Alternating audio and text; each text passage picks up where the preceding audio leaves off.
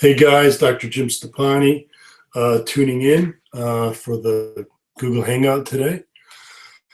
Hope everyone's had a great week, and you guys have a lot of plans for the weekend. So let's get started right away with the questions, since we only have an hour. Here's one from Jonathan Millard. And he says, hey, Doc, love your supplements programs. Use your Make Your Own Mass Gainer, and it is working great. However, I was wondering, is it okay to have that as my main nutrition, basically 3 times a day, and then finish my macros with solid food? Will it hinder my results if most of my macros come from liquid nutrition? Thanks for the help. So the short answer is no. No, it will not hinder your results if you're using the majority of your macros from that mass gainer. Although it's been liquefied through the blender, it's not really liquid, complete liquid. It's actual food.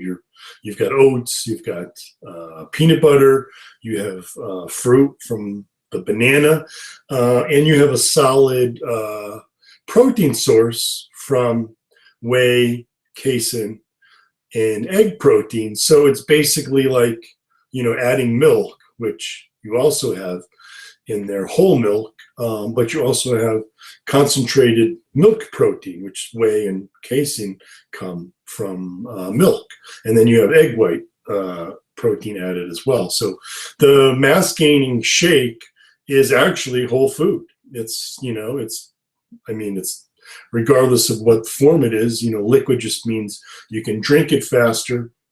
And research shows that food that you actually don't have to chew and can just swallow makes you less full than food that you chew. So for someone who's really trying to gain mass, using the mass gainer, my Build Your Own Mass Gainer recipe is a good way to get in a lot of those macros without getting so full, which is always the problem when you're trying to maximize mass gain, is that you just can't eat enough. So it's actually a smart strategy for those who want to gain weight, is, get the majority from that mass gaining shake and then get the other macros from whole food. So don't worry about not, being liquid versus solid. It's solid food that's just blended and sort of liquefied. You're still getting, fiber and nutrients, micronutrients from the, fruit, from the oats, from the, peanut butter, from the milk, and even from the whey and casein and egg. So yeah, that's completely fine to consume your majority of your macronutrients. However, you do still want to make sure you get enough vitamins and minerals throughout the day. So, try to get some vegetables as well. And definitely make sure you get a good multivitamin like VitaGym, especially when you're combining VitaGym with ZMA Gym, to make sure you're getting zinc and magnesium at the proper times as well. So yeah, that's completely fine.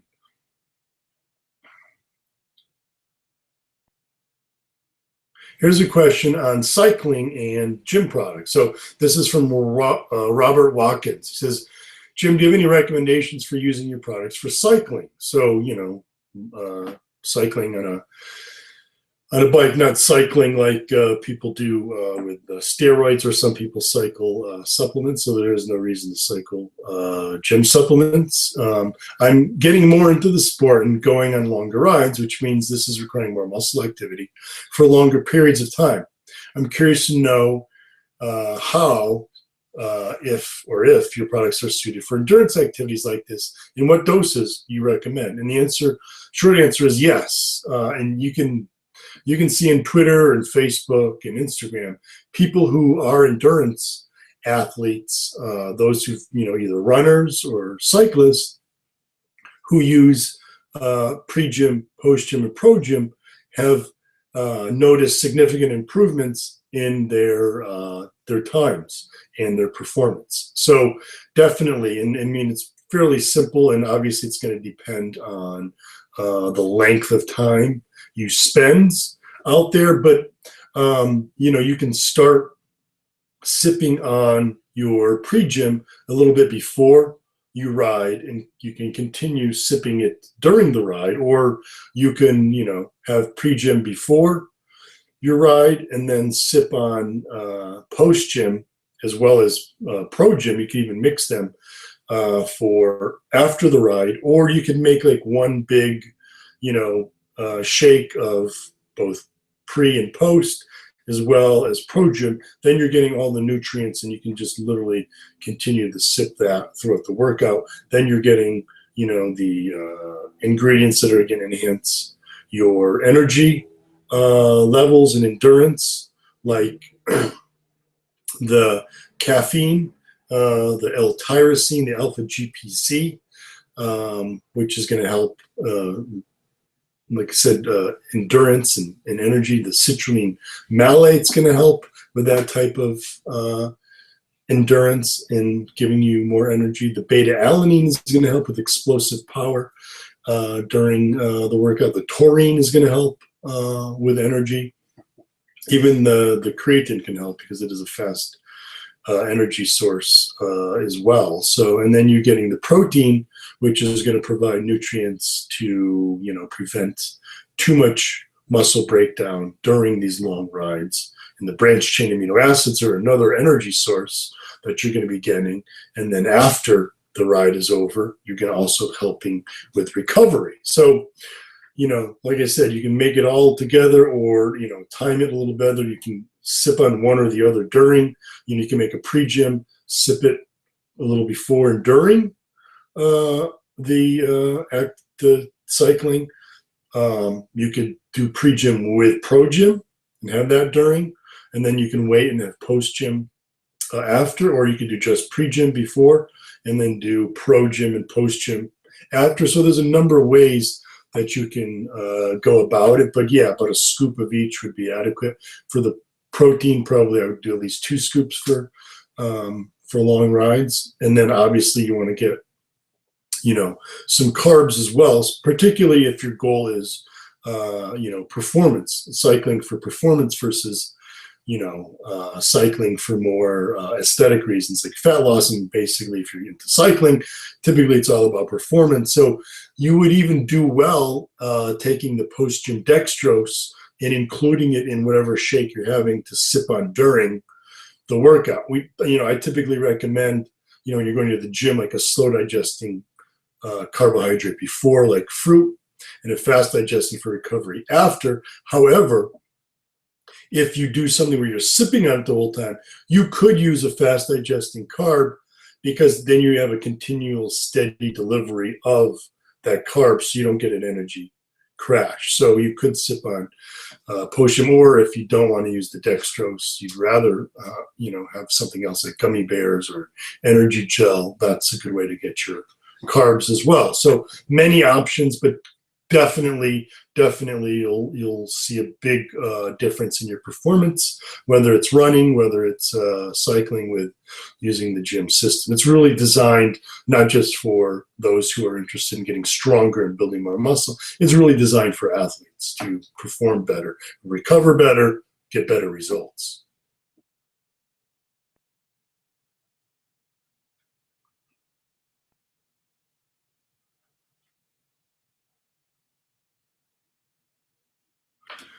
Here's one from a strongman competitor. He's training for his next strongman. This is Stephen King, or if you go by Stephen, depending on how you say it. I'll say Stephen. He's 46 years young, a little younger than I am. 47. So any recommendations of a supplement for he's also armed forces member. So definite salute to you, Stefan. Remember that if you're active military, my website, jymstoppani.com, is completely free to all military members who have an active .mil email. When you go to the sign-up page, put in your email, it'll recognize the .mil and will send you a confirmation email. From there, you go to your email and confirm that it is you, and then you'll get a password completely free, 100% free. So that's my my salute to our the proud men and women who serve for us. It's very important to support them because they make huge sacrifices on our behalf, on our country's behalf, and I'm a firm believer in supporting them any shape and form possible. So, you know, and this is just a small gesture to sort of get back to what they give to us. So check that out. For any of you who are active military, whether it's U.S. Marines, Navy, Air Force, Army, whoever has a .mil account. Now, obviously, I get a lot of questions from other military from other countries, but you know, it's tough to just do this on a one-by-one basis. So it's an automated process. So, you know, something like this, the .mil, it's very easy to keep it automated so that it's just an automatic renewal. So don't mean to snub any other countries, but, you know, I am American, and, you know, I am proud of the servicemen who sacrifice for us, for our country. And so this is, you know, why I've made sure that we have something set up specifically for the U.S. Armed Forces to say thank you and to help them be better in shape, which helps to, you know, better support our country, our nation. So anyway, so supplement wise, I mean, literally your gym system, you know, at least get your pre, your post, and your pro gym, you know, critical nutrients in there for both strength and power and endurance, which are all components of strongman training. You know, a lot of people think that, you know, strongman competitions are like powerlifting competitions where it's just, you know, the most weight you can use, but it's far more. And I'm not putting down powerlifters. Powerlifters get my respect as well for lifting extremely heavy weights. You know, that's something that, like I said, is amazing. But strongman competition isn't just lifting like massive weight for one. It's a combination of lifting and using these massive weights, but with an endurance component, like pulling a tractor trailer. You know, it's not like, okay, can you pick up a car once? Yeah, that would be amazing. But, you know, that's pretty much what powerlifting is. You pick it up once, and like I said, not putting down powerlifters. That's amazing. That absolute, pure, ultimate strength. But strongman has both. Not only do they have to lift it, but they have to lift it for several times or carry it for quite a long distance. You know, like the Atlas stones. It's not just picking up, you know, a 300-pound Atlas stone once, but it's picking up a series of them. It's, you know, quite demanding.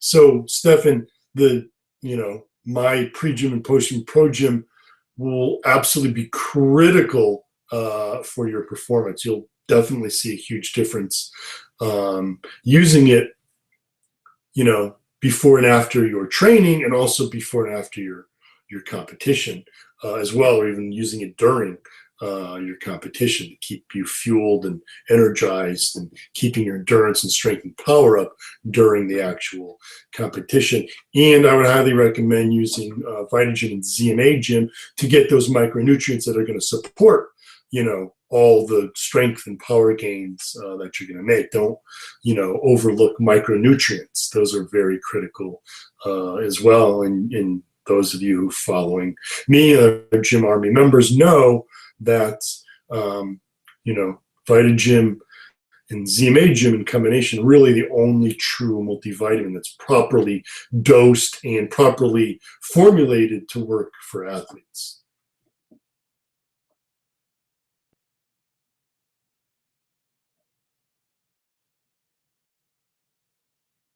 Oh, here's one from Raul Riera. He says, hey, just a quick thanks for adding Fitter, Faster, Leaner. It's kicking my butt and getting me ready for baseball. LOL. I just had a quick question about when we could expect to have that workout on your app. It's a lot easier not having to log in to browse on my phone. Raul and anyone, I probably should have mentioned this. Fitter, Faster, Leaner is actually also known as Get It All. It's the same thing as my Get It All program. It's sort of named both because I allowed Muscle and Performance, which is Vitamin Shopp's in-store magazine, to have that program, and they called it Fitter, Faster, Leaner. On my website, it's called Get It All, the Get It All program. So because a lot of people knew it as Fitter, Faster, Leaner, I sort of changed the name that I refer to it, but on the app, it's still Get It All program. So, and I'll make sure I change and update that so everyone knows it's the same thing. But so those of you doing Fitter, Faster, Leaner, it is on my app. Just go to look up Get It All. It's all right there, both the weight training and the cardio workout. So sorry about that confusion.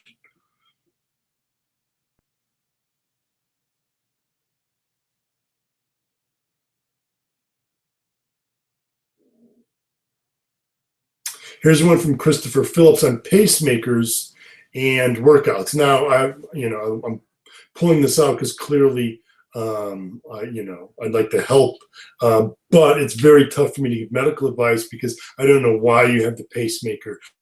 I don't know what the underlying condition is, what your doctor has recommended you do, and what type of activity level. But typically, with a pacemaker, and depending on the type of pacemaker, he's only 29, so it doesn't sound like it's something that's due to lifestyle or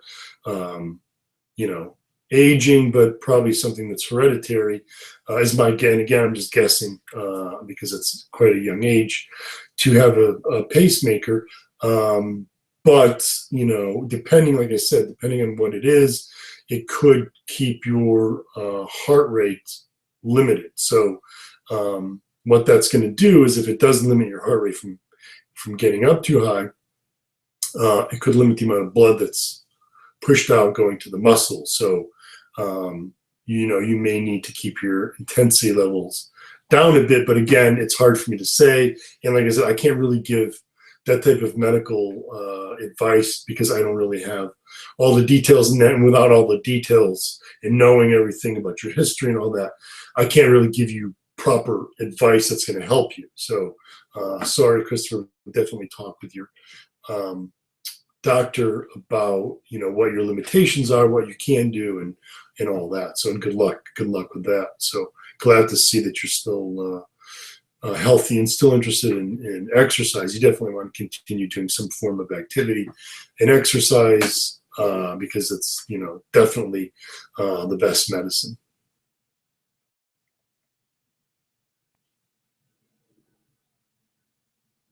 Here's one from Brandon Einstein. What's the best way to burn man boobs, so fat on the chest, and love handles? I've been taking Shred Gym, almost done with Shortcut to Shred, but I'm looking to do something a little extra for those troubled areas. And I've covered this sort of similar question here before, so I'll keep this short for those of you who have heard me go on. But those troubled areas that we have, the physiology behind it is pretty interesting. We're not completely 100% sure what's going on, but there are certain enzymes where the fat cells are that help to take up the fat and store it, and there's enzymes that help the body to release that fat so that it can be burned. So one of the theories is that these troubled areas, have more and then of certain enzymes and less of others. And so what happens is these troubled areas like the love handles, for women, it tends to be, the thighs and the hips and glutes. These are the areas that sort of store fat the easiest, but then release it. They're less likely to release it. So when you're following a diet, you start losing body fat, sort of everywhere. It's coming off your arms, coming off even your abs, coming off the legs. But then you get these areas, like for men, love handles, either on the sides or on the back. Sometimes it could be chest fat that just doesn't go. Then you have these areas that just, don't seem to be losing fat as fast as the other areas, which gets very frustrating.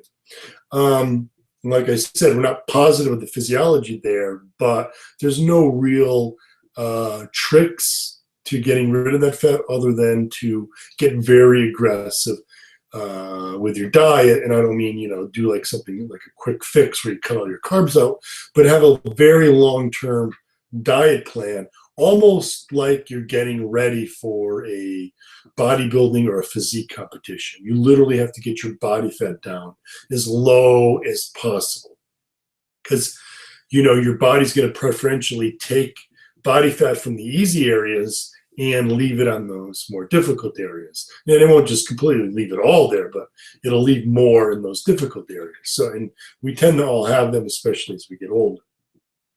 So you need to continue with, the dieting and the training, literally like you're going to get to competition type of physique where you're dropping your body fat way down into the single digit levels. That's when all the other fat is gone and now the body really doesn't have anywhere to pull but from those troubled areas.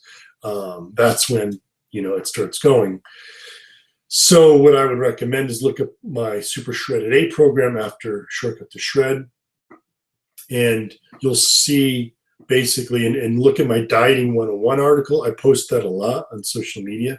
It's on my website, jymsuppani.com, but I post it a lot. You can probably even Google it and find it.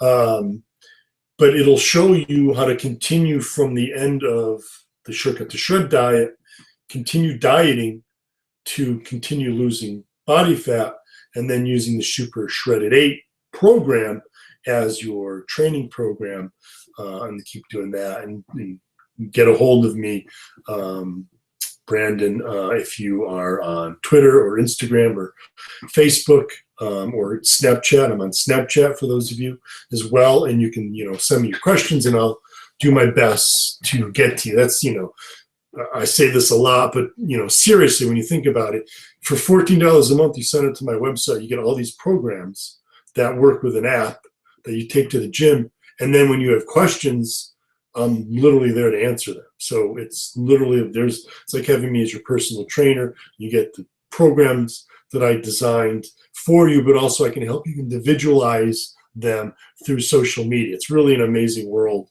that we're living in today. And that's why I try to take advantage of all these different platforms, the Google Hangout. I'm doing podcasts and video casts. Now I'm using Snapchat, Instagram, Twitter, Facebook to reach you guys and help you guys find solutions. But if you ask me a question and say, well, I'm doing, this workout plan that I made up and I'm not seeing any result, well, it's hard for me to really help you because you're probably not following the proper plan, nor do I know what plan it is. And so, literally for $14 a month, you get all those programs I have, let alone all the videos and tips and articles that are on there that are exclusive to members. And then you work with those programs and you tweet me or Instagram and say, I'm doing Super Shredded 8. I'm in week 2. I had a question about this with my diet. Boom, I can answer that and help you, get it. It's really the easiest way to reach your goals. And like I said, you're basically getting me as your personal trainer for $14 a month. It's really, really that simple. So, Brandon, I'd highly recommend getting, like I said, going to jymsuppani.com, looking at Super Shredded 8, download my app. Members get the app for free and take it right to the gym and get me on whatever social media channel you prefer. And I'll be there to help you continue making that progress. And yes, we'll get rid of the man boobs in the love handles, and because I'm there to help you keep figuring this out as you go. Here's one from Nesta's Nez. What's the best age to start taking test boosters. That's, really a very individualized answer. If you go to JYMSupplementScience.com, which is my JYM website, and go to the Supplement Facts panel, I have a Q&A, an Alpha Gym Q&A. For those of you who know, Alpha Gym is my test booster, which is non-proprietary, and what the data that I have on people taking it with their blood work before and after, the average increase in testosterone levels from taking Alpha Gym is more than 50%. It's around 60% increase, a 60% increase in testosterone levels from taking Alpha Gym. It's I designed it for myself at 47 years old to work, obviously, because I want those results, and people are finding that it's just remarkable. But if you're the right person for it, so that, getting back to this question, who is the right person? So make sure you read my Q&A, and I talk about the age, and if you do, if you have blood work done on your testosterone levels and you see that you're somewhere under 500 nanograms per deciliter, then yes, you are a good candidate for it. Someone who's 25 or younger probably should be, the range in testosterone levels, anything under about, we'll just call it 300, it's around 320 or so, but let's call it 300 on the low end, 1,000 nanograms per deciliter on the high end. Someone who's, 18, 20, 21, even 25 should be very close to 1,000 nanograms. Very, very close. Okay, most, anyone 25 and under, I'd say don't even waste your money on taking a test booster. Don't even waste your money using Alpha Gym. Focus on your pre and post workout nutrition. Now, however, there have been many guys in their mid and even young 20s who have taken Alpha Gym and have seen great results as far as gains in strength, loss of body fat, better muscle growth. Sorry, somebody's constantly ringing my cell phone. Just want to make sure we were live here, because I know I've had technical difficulties, so I just want to make sure it wasn't, my IT guy saying it's not on. It's not. You're not live. So I think I am. But so it depends on the person. If someone is young and obese, very much overweight, there's a very good chance that even though they're in their young 20s, that their testosterone levels are quite low, and using a proper test booster like Alpha Gym could make a big difference in the results they get.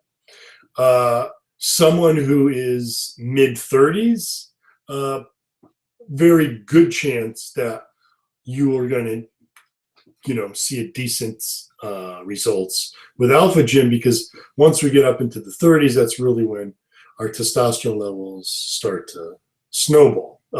And Alpha Gym isn't just designed to increase your testosterone levels. It's actually designed to really optimize your hormone levels by keeping your estrogen levels low, keeping your good testosterone high, keeping the free testosterone, which is the testosterone that actually goes and does the work, helps with muscle growth, keeping that high, and keeping what we call DHT, or at least the effects that DHT has, which is dihydrotestosterone, which is important for male characteristics like aggression, but it also can lead to male pattern baldness and prostate problems.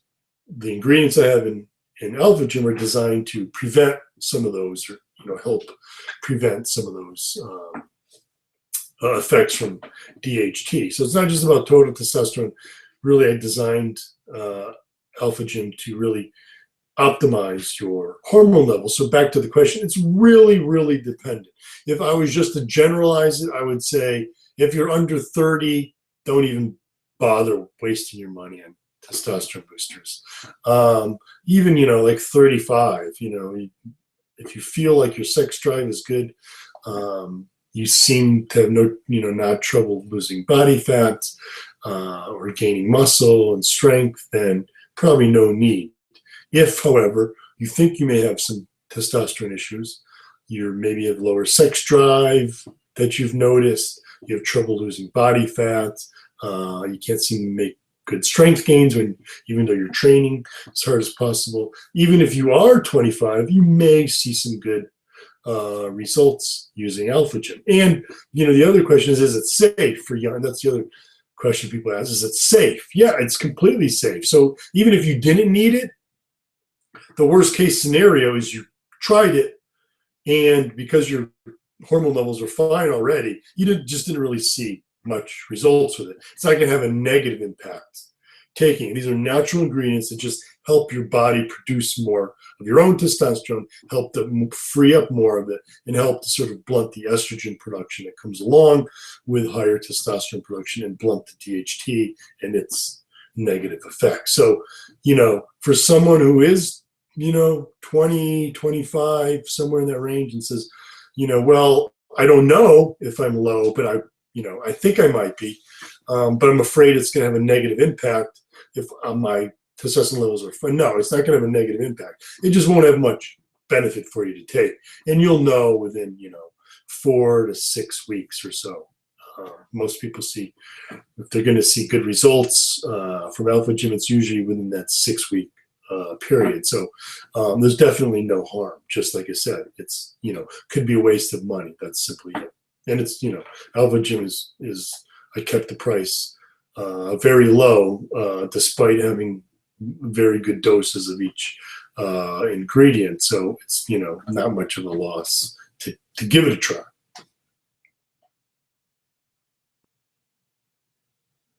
Here's one from Axel Jr. Arafin. He's 17. Question: the most important subs for teenagers, especially who lives far from parents and has, limited money. So for teenagers, I'd probably say the most critical supplements for those who are lifting and have been lifting regularly is creatine, branched chain amino acids, and beta alanine.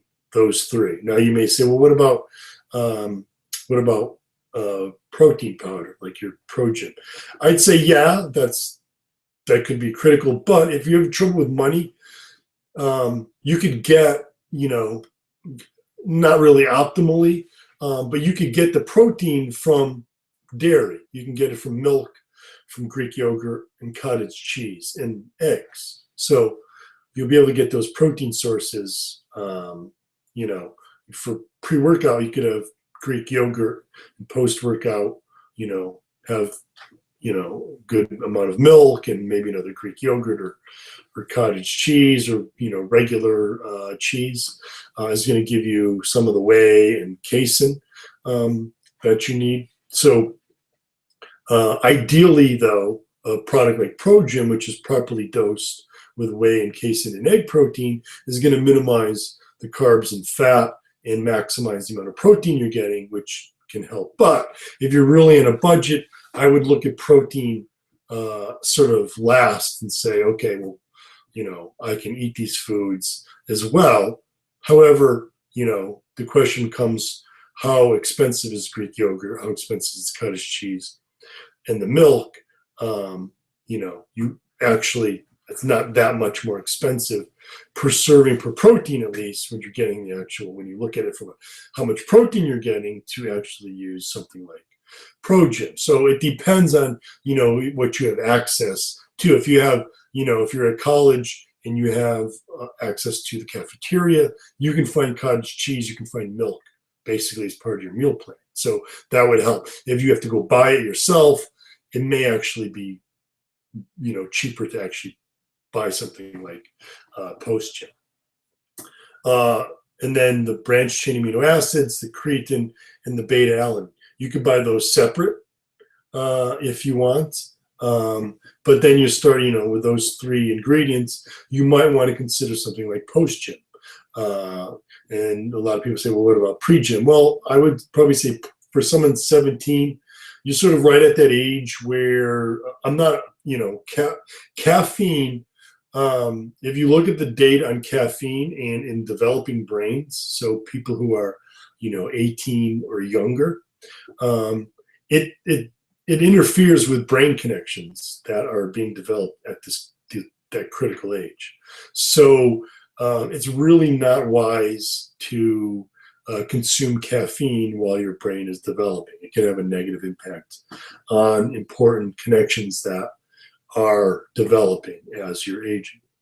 So I, usually suggest people wait till they're at least 18 before they start consuming caffeine.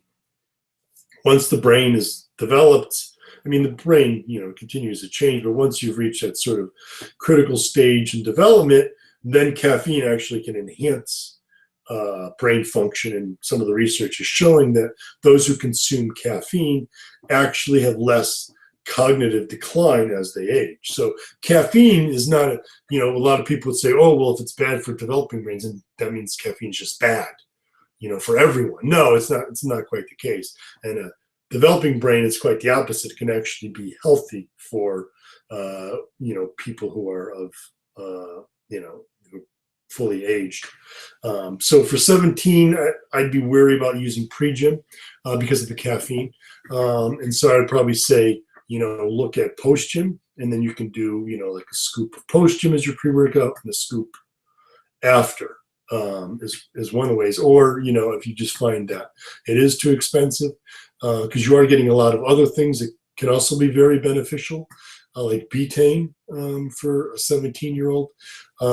You are getting, many other ingredients in post-gym besides the creatine, beta-alanine, and branched chain amino acids. Carnitine as well can be very important for recovery, and glutamine. So if you have the money for post-gym, it's an easy way to get those three critical ingredients. If not, and you can find that you can get it cheaper buying it in bulk, then just like I said, focus on getting a good branched chain amino acid product. Creatine. My preference is for creatine hydrochloride, and then beta-alanine.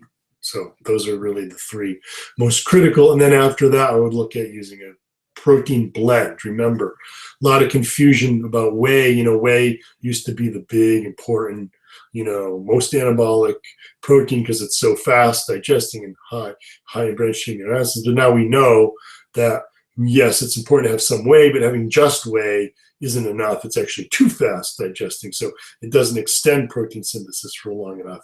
Adding a good casein blend and even like something like a medium digesting protein like egg protein actually helps to extend your muscle protein synthesis for longer, and that can lead to better gains in muscle growth.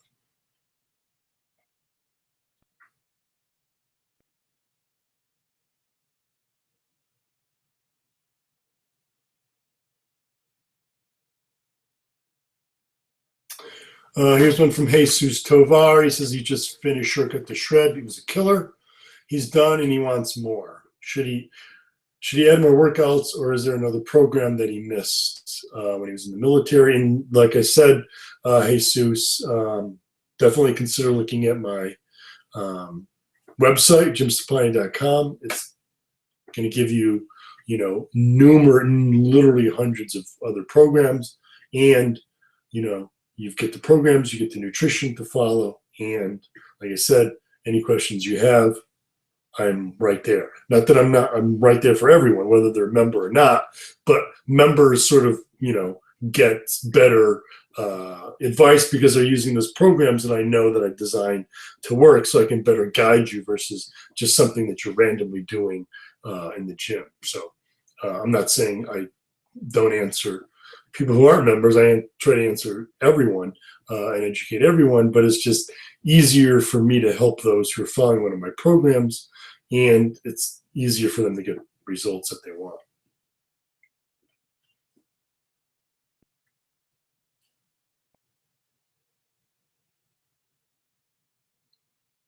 Here's an interesting question from Eddie Damaso.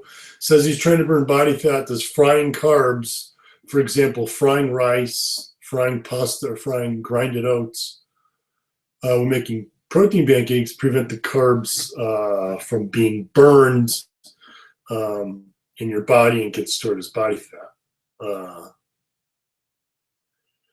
Well, for one, you're really not frying them when they're in a pancake. It's, you're basically grilling them.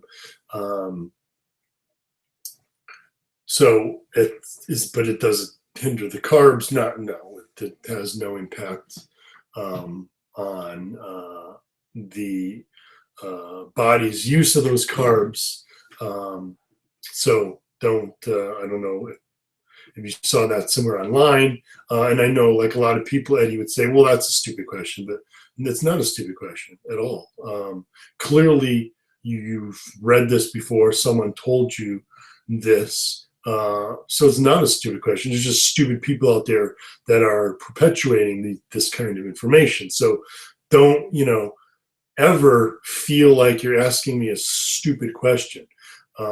Anyone, because there is no stupid question. These are the questions that I like to address because it just shows you what garbage there is out there for information on fitness and nutrition, and these like silly little myths that like this, that frying carbs is going to prevent them from being stored as body fat. I mean, it has no impact on the way that the body handles those carbs. So no. And thanks for, because I'm sure other people may have heard that and thought like, what the is that? Is there any validity to that? Well, no, absolutely not.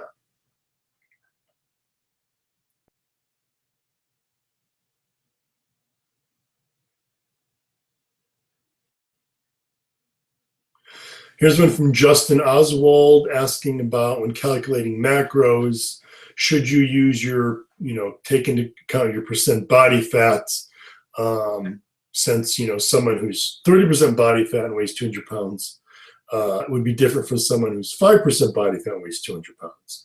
And the answer really is no, simply because there's no real, unless you have a very qualified individual measuring your body fat and know those little, things that they put on your bicep and shoots the current through your body is not an accurate way. It's very, very inaccurate.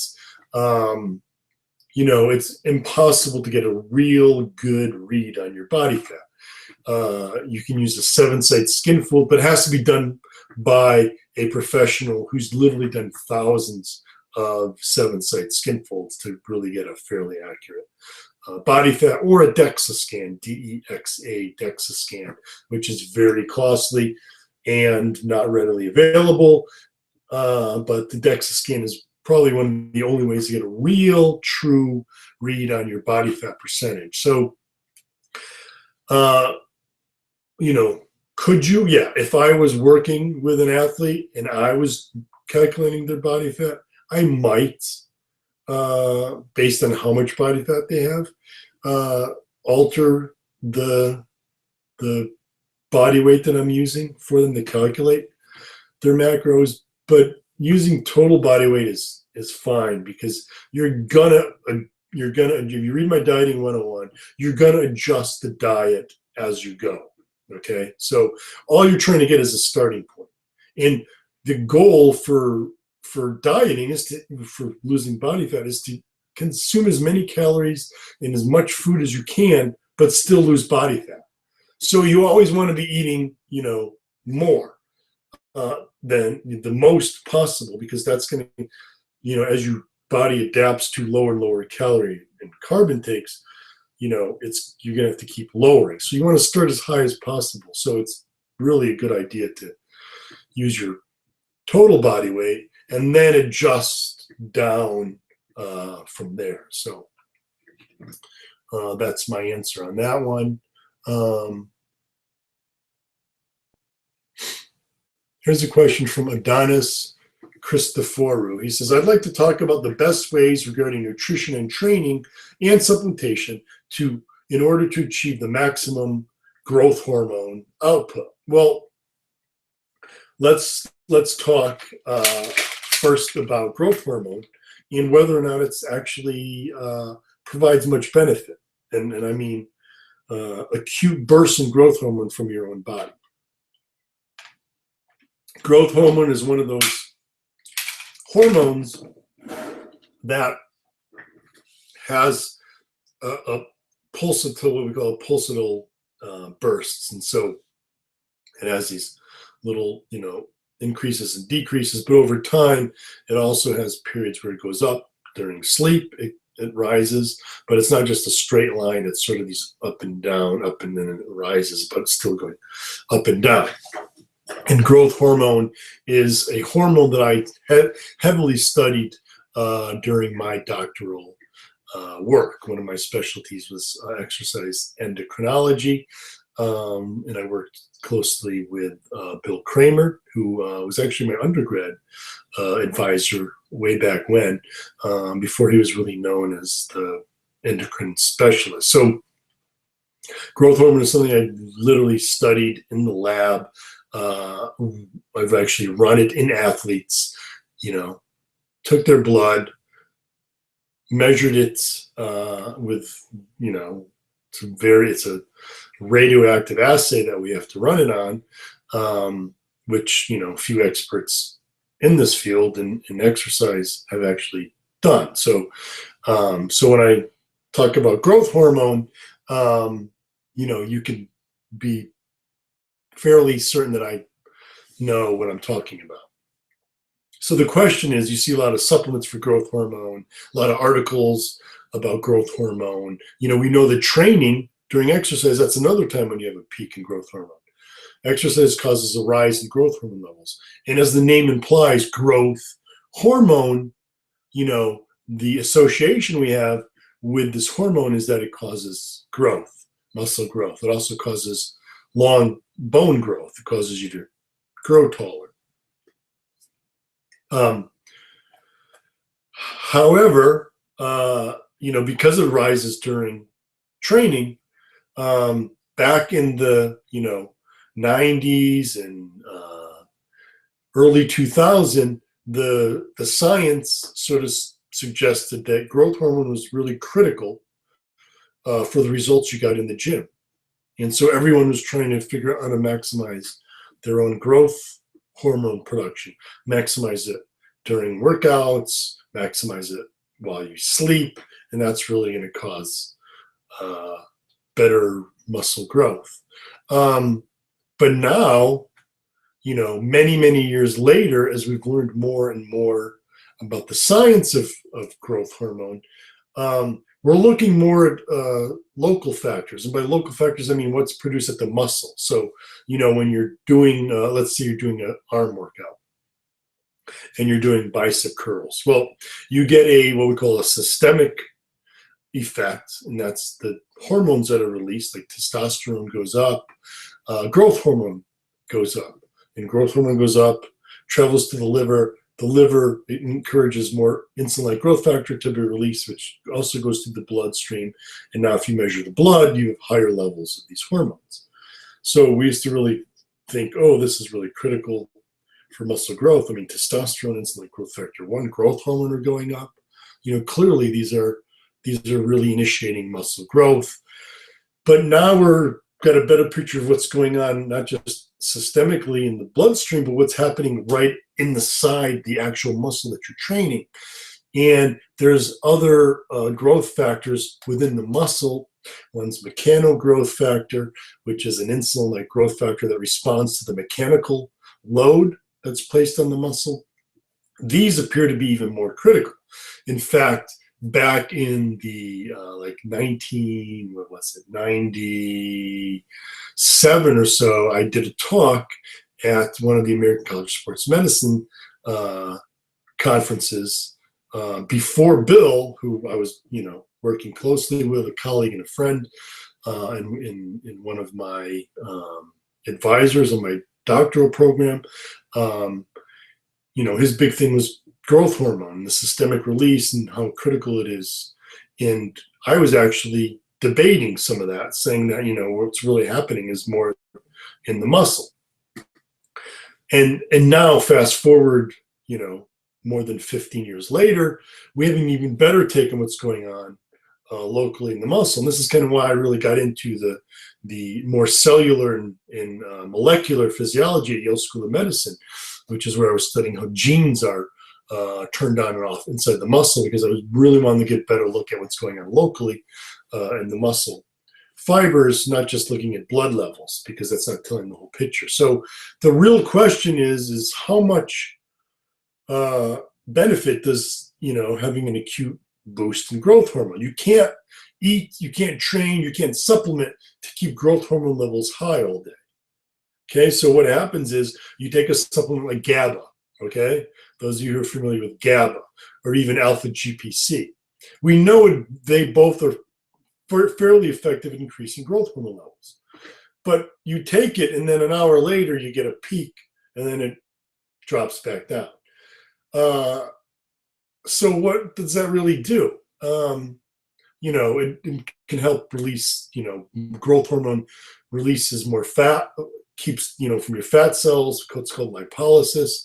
But as far as muscle growth, it's very, very minimal, the results that you get, even if you're supplementing with something, even if you're injecting actual growth hormone, like, if you're injecting growth hormone, if you just use, bodybuilders who use growth hormone, and for those of you who've watched, Generate the movie Generation Iron, which is a documentary on the 2013 Mr. Olympia contest, I have a spot in there where I actually talk about the science behind performance-enhancing drugs like anabolic steroids and growth hormone. Bodybuilders don't just use growth hormone. If they just use growth hormone, there'd barely be any noticeable improvement in muscle mass. So when you look at the research that looks at growth, just growth hormone by itself, injectable growth hormone, there's very little true muscle growth that occurs when you're just taking it. When you're taking it along with anabolic steroids and things like insulin and insulin-like growth factor, then using growth hormone seems to have more of a benefit on muscle growth. So that gets back to using supplements, or you'll see these diets, if you eat this diet, the fasting diet's going to boost your growth hormone levels, the warrior diet, and that's going to make you leaner and stronger and bigger because you're getting more growth, you're getting a bigger peak in your growth hormone. No. Sadly, no, you're not actually getting those results aren't true from an acute, higher boost in your natural growth hormone levels. Like I said, not even with injectable, if that's all you're doing is injecting more growth hormone, you're not even going to see much of a boost in muscle size from just growth hormone alone. You have to there's other factors involved. And so, really it's about local factors. So I would not focus on supplements. In fact, if you look at my supplement line, JYM Supplement Science, I have a testosterone booster because I'm a firm believer in the benefits of boosting your testosterone levels naturally, but I don't have a growth hormone boosting. And there's a reason, because I don't believe that boosting and you can say hi to my dog, she's back in. I think she knows that I do this every Friday, and she wants to get her face on camera, so you can say hi to Tanner. And you might also hear my 2-year-old who just woke up from his nap, very unhappy. Anyway, so there's a reason I don't have a growth hormone booster, and it's because I really don't believe that there's a benefit to boosting growth hormone. You can do it. There's, like I said, there's supplements like alpha GPC, GABA, arginine, and lysine have been shown to be effective, or even better, using citrulline for the arginine source. But the question is, what does that do? Getting an acute boost in growth hormone, and it doesn't seem to really pan out where it's going to increase your muscle mass or your strength gain. Like I said, the best benefit it might provide is fat loss. Other than that, boosting growth hormone levels, like I said, through naturally getting an acute boost from your pituitary gland, which is where it's released, doesn't really seem to be that's important to the results that you're getting in the gym, your performance on the field. So focus more, don't worry about growth hormone level. You'll hear like people talk about, well, should you eat post-workout? Because I heard that if you eat post-workout, your growth hormone levels are going to drop. Well, for one, growth hormone levels drop after your workout anyway. Anybody who tells you that eating after your workout is going to cause growth hormone levels to drop knows nothing about exercise endocrinology and growth hormone. Your growth hormone peaks during the workout. Once the workout's over, it starts dropping. So whether you starve yourself or whether you eat after your workout, your growth hormone is going to drop. So hindering your recovery so that you can possibly keep growth hormone levels up higher after the workout is pretty stupid, because first of all, it's going to drop anyway. And second of all, there may not even be a benefit for keeping growth hormone levels high after your workout. Like I said, old science, that's what we used to focus on. I was there as well, because this is what we knew back in the 90s. This is what we were, this was new. This was very new, seeing these growth. No one even knew growth hormone went up during exercise. So, when we started seeing this, you think, wow, there must be some potential here. But now, many, many years, almost 2 decades later, it doesn't seem to really play much of a role. However, some of that, information is still out there. Growth hormone. So you see these diets and training programs and, and supplements, and I've written about it myself. But I'm telling you, today in 2015, focus less on growth hormone. Focus more on recovery, focus more on getting the proper nutrients before you work out to enhance performance, to enhance muscle growth. You can focus on boosting testosterone. That seems to have a benefit in strength and fat loss and even muscle gain to some degree. But growth hormone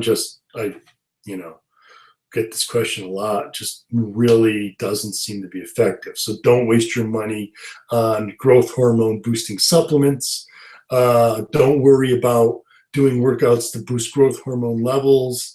And don't worry about dieting, a special diet that maximizes your growth hormone levels, because sure, they'll increase your growth hormone levels. That doesn't mean there's any true benefit. So anyway, it is 4 o'clock here on the West Coast in Los Angeles.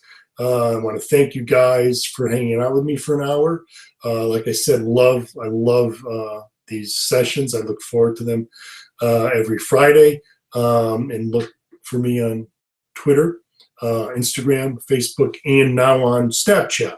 And on Snapchat, it's just JYM Stoppani. So if you're on Snapchat, definitely shoot me an ad so that I can add you, so you guys can follow me, and I can send you some snaps, because I love reaching out to the gym army that way, in this sort of private little, hey, back and forth as time allows. It's a lot of fun. And if you don't have a Snapchat, I highly encourage you to get one, and definitely look for me there. So again, thank you guys. I really appreciate you hanging out with me, and I hope you guys learned something today. Tune in next week. We'll be doing this, and then the week after, I'm actually going to Maui, but I'm planning, depending, I don't know what my schedule is yet in Maui, but I will be doing a live Google chat that week. Right now I'm saying it's Friday, probably some right around this time or so, maybe a little different time, but we'll see. I'll keep you guys updated, but I'll try to set the computer up somewhere that's fun so that you can actually see the sites that I'm seeing, as long as the internet holds up. So thanks again, guys. It's been a blast. I love getting your questions. Sorry if I missed your question. Post it again next week, or get me on Twitter, post it on Facebook, post it on Instagram. Twitter tends to be the best sort of forum for me, because the way that the timeline comes down on my phone, I use it on my iPhone, it's pretty easy for me to get to most people. Whereas Facebook, there's different posts, and I might do a post on, back training, and somebody posts a question about nutrition that, I don't see. So the Twitter timeline, just the way that it loads on my phone, is a little better way to ensure that I'll see your question. So again, thanks guys. Have a wonderful, wonderful weekend. Hope you're training, unless it's your off day. And if it's your off days, make sure you keep it active. Rest days, staying active is, critical for your health as well. So always try to stay as active as possible. It's not just about looking good. It's about feeling good and being your healthiest. So thanks again. And I will see you guys next week, and I'll see you guys elsewhere on the wonderful web. Thanks, guys. Signing out, Jim Army.